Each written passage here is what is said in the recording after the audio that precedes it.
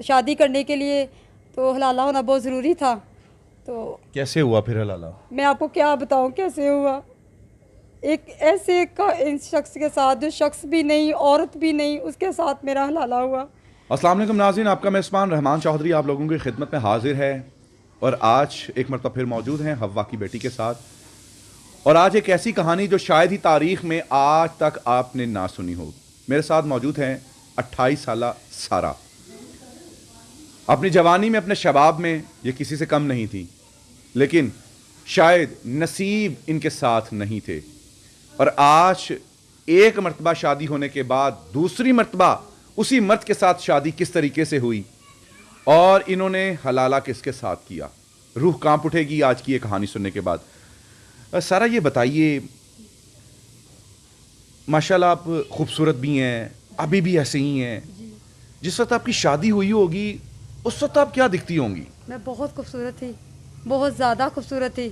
और कि मतलब कि जहाँ से गुज़रती थी लोग कहते थे वाह माशाल्लाह कितनी खूबसूरत लड़की है। तो जब इसके साथ मेरी शादी हुई तो बदकिस्मती कह लें कि मेरी ये इसके साथ शादी हो गई, माँ बाप ने इसके साथ शादी की। तो मैंने कोई रिस्क नहीं लिया, मैंने मामा पापा से कुछ नहीं कहा कि आपने क्यों शादी की है। लेकिन मैंने अपनी बदकिस्मती को अपनी खुशकिस्मती समझ के इसके साथ गुजारा करना शुरू किया। जैसे घर बसाया, इसके साथ बच्चे पैदा किए। लेकिन उसको लगा कि शायद इसमें अब कुछ नहीं रहा, मेरे मुताबिक कुछ नहीं है। लेकिन मैं अभी भी खूबसूरत हूँ, मैं अभी भी जवान हूँ।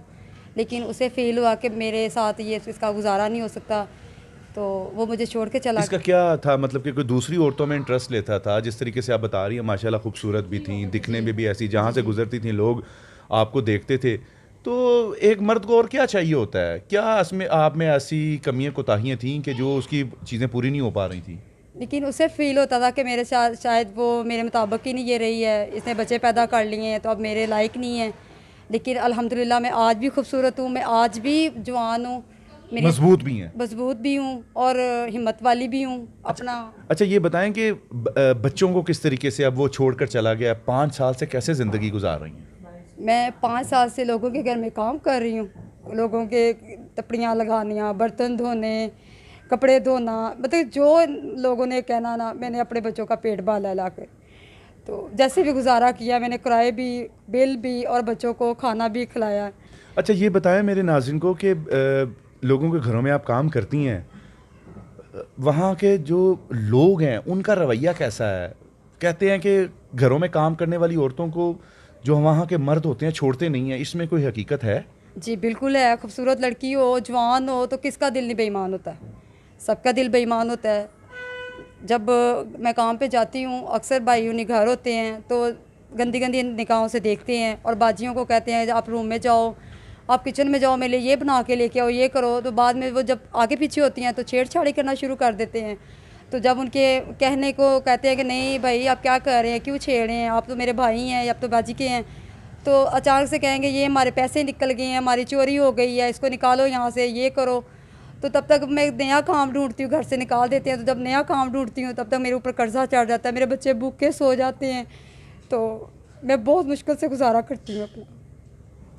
माँ से डिमांड भी करते होंगे, बच्चे छोटे हैं अभी, जी बिल्कुल। उनकी एजुकेशन का भी सारा खुद ही करती हैं? जी स्कूल में माशाल्लाह 3 बेटियाँ मेरी पढ़ रही हैं, एक छोटी है, और उनकी फ़ीस, उनके अखराजात, तो उनकी ख्वाहिशें भी पूरी करनी। जब शाम को काम से घर जाती हूँ तो मम्मा हमने ये खाना है, मम्मा हमने कपड़े लेके लेने हैं, मम्मा बच्चों ने ये लिया है, वो किया है। तो सर पकड़ के रोती हूँ कि यार बच्चों मैं आपको क्या करूँ। नसीबों पे भी रोना आता है कि कौन पल्ले पै गया? जी बिल्कुल, नसीब पर रोना तो बिल्कुल आता है कि मैं इतनी खूबसूरत थी और इतनी जवान थी, अच्छी भली मैं थी, तो मैंने अपने माँ बाप के पीछे लग के अपनी किस्मत को कहा कि चले ठीक है, मेरी जो जो मिल गया वो मेरी किस्मत थी। लेकिन इस आदमी ने मेरे साथ अच्छा नहीं किया। 10 साल आपके साथ उसकी शादी को हो चुके हैं, जी 5 साल हो गए आपको छोड़ के चला गया है, 5 साल शादी रही है और 10 साल आपकी शादी को हो गए हैं। जी बिल्कुल। 5 साल हो गए, उस इन दौरान उसको कभी आप अपने बच्चों की याद नहीं आई? जी बिल्कुल नहीं, इसकी इनकी याद आई, क्योंकि वो खुद घर से इंसान था, कमाता भी नहीं था, और इतनी घर में लेटे रहना और पड़े रहना। जब उससे कहना कि काम पे चले जाओ तो उसने कहना तुम तो मेरे मतलब की नहीं हो, ये है वो है। तो इसलिए वो छोड़ के चले गए, उसने दोबारा पलट के हमें देखा नहीं है और हमने भी को नहीं। लोगों के घरों में आप काम कर रही हैं, आपने बताया कि वहाँ से आपको निकाल देते हैं मर्द हजरात इल्ज़ाम तराशी करके। जी। उनके घर की ख़वातीन को नहीं नज़र आता कि हमारे मर्द गलत हैं, हम इस बेटी को, बहन को क्यों जलील कर रहे हैं? क्योंकि वो उनके हस्बैंड हैं, उन्होंने तो उनकी साइड लेनी है ना कि यार वो हमारे हस्बैंड है, वो तो झूठ नहीं ना बोल रहे, आप झूठ बोल रही हो, आप मेरे हस्बैंड पे इल्ज़ाम लगा रही हो, शायद आप खूबसूरत हो इसलिए मेरे हस्बैंड पे खुद डोरे डाल रही होगी। तो इस वजह से उल्टा मेरे पे ही इल्ज़ाम शुरू हो जाते हैं कि ऐसे है। 5 साल हो गए छोड़ के चला गया, 10 साल शादी को, अब तो आपका उसके साथ रिश्ता भी नहीं रहा। अब आपको उसकी क्यों याद आ गई है? ये इसकी क्या वजह है? अब उससे हमारी याद आई है कि उसकी मर्दानगी जागी है कि उसने कहा कि मेरी इज़्ज़त हो, मेरे बच्चे हैं, मैंने अब तुमसे दोबारा शादी करनी है।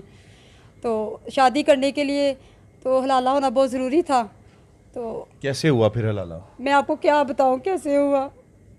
एक ऐसे का इस शख्स के साथ, जो शख्स भी नहीं, औरत भी नहीं, उसके साथ मेरा हलाला हुआ। और उसके साथ मर्द भी नहीं, औरत भी नहीं, मतलब किसी ख्वाजा सरा के साथ उसने आपका हलाला करवा दिया? जी बिल्कुल ऐसे ही था। तो फिर भी उसने मेरे से शादी नहीं की, मैंने उसके साथ रात गुजारी, उसके साथ निकाह किया। फिर उसने अगले दिन मैंने उसे कहा कि अब मेरी हलाला पूरा हो गया, तो वो फिर भी छोड़ के भाग के चला गया।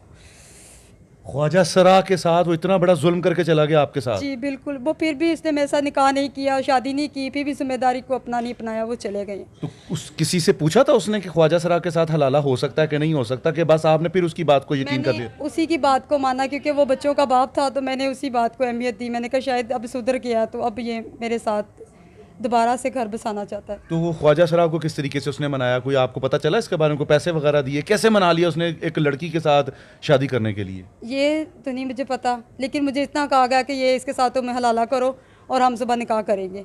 और सुबह निकाह भी नहीं किया और मेरा उसके साथ हलाला भी करवा दिया। तो उसका निकाह किसने पढ़वाया? किसी मौलवी ने पढ़ाया था? जी तो मौलवी जब निकाह पढ़ा रहा था तो उसको पता था कि ये ख्वाजा सरा है? नहीं, ये मुझे नहीं पता, ये मेरे हस्बैंड को ही पता था कि ये इन्होंने बात की हुई थी। मुझे तो ये था कि मेरा इसके साथ हलाला हो जाएगा तो मेरा मियाँ मिल जाएगा, मेरे बच्चों का बाप मिल जाएगा।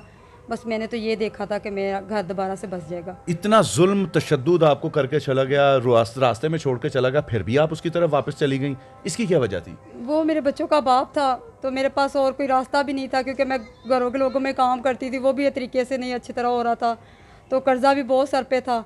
तो मैंने सोचा कि मैं अपने मियाँ के पास वापस चली जाऊँ, अगर वो आ रहे वापस तो। लेकिन उन्होंने भी मेरा साथ छोड़ दिया।